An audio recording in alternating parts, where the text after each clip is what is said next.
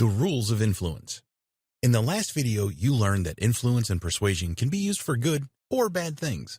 The bottom line is that there are principles of influence and persuasion, and how you choose to use this power is up to you. By using the principles of influence and persuasion, you will have power over people whether your intentions are good or not.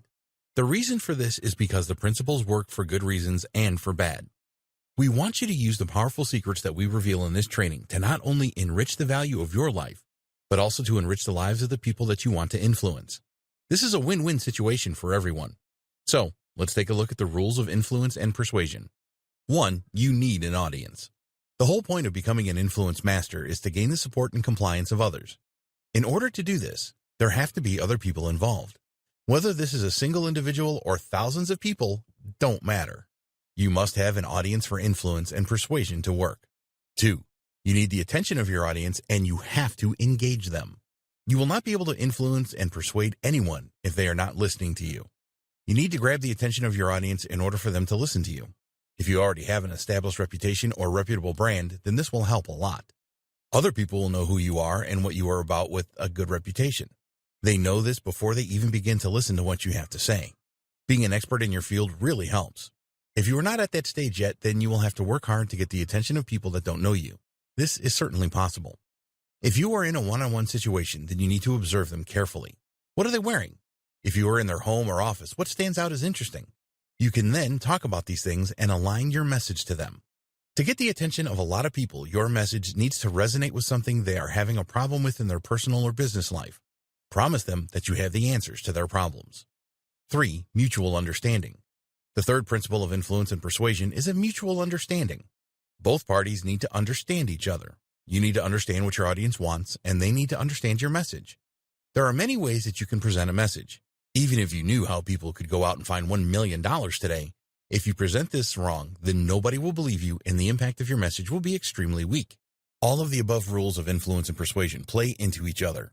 In order for people to understand your message, you have to present it in a way that they will understand. You can only know the best way to present your message by knowing about your audience first. The key to effective influence and persuasion is about knowing how your audience sees the world and presenting your message in a way that is congruent with their perceived view.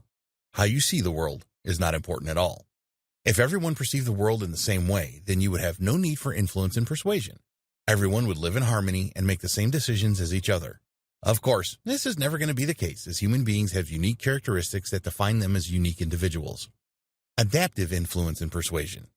Before we get on the next principle of influence, it is worth mentioning adaptive influence and persuasion. This is where the real power of influence and persuasion come in. Everyone is different with different morals, values, and beliefs.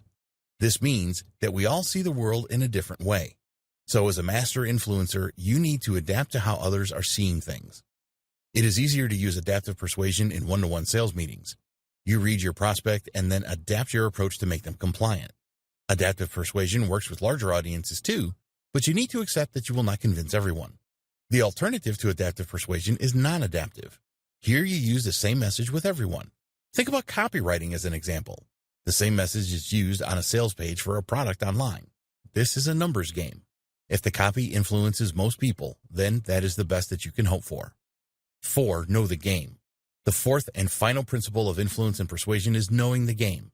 In order to be a master influencer, there are specific principles that exist that you must follow. It is essential that you know what these rules are and what they mean. There's been a great deal of research over the years, and there's a lot of scientific evidence to support how people think, behave, and can be influenced or persuaded to think and behave in a way that you want them to. Use this to your advantage. In the next video, we will discuss the benefits and importance of influence.